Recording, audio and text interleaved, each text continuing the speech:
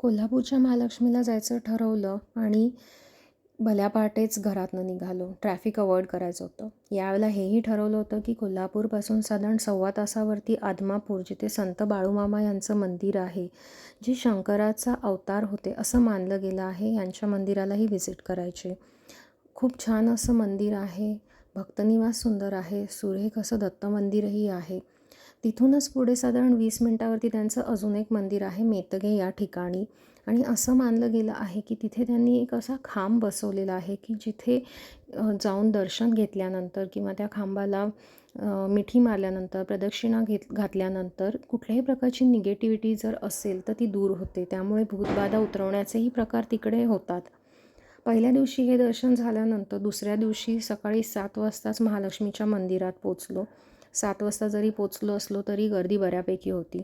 नैवेद्याचं आणि ओटीचं ताट घेऊन रांगेत उभे राहिलो आणि आता आस होती महालक्ष्मीच्या दर्शनाची. साधारण 40 मिनटाच्या प्रतीक्षेनंतर मुख्य मंदिरात पोचलो. देवीला त्यावेळेला सजवत होते. बायकांची गर्दी कमी असल्यामुळे आम्हाला 2 मिनटं शांतपणे मंदिरात उभंही राहता आलं. मी माझ्या प्रत्येक क्लायंटला नेहमी सांगते की वर्षातून एकदा तरी आपण आपल्या कुलदेवतेचं दर्शन घ्यायला पाहिजे, कारण ती एनर्जी आपल्याला वर्षभर पुरते.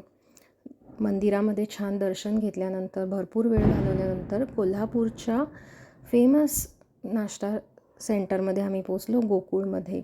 पोटभरीचा नाश्ता केला. तुम्हाला जर हे रील आवडलं असेल तर नक्की लाईक करा.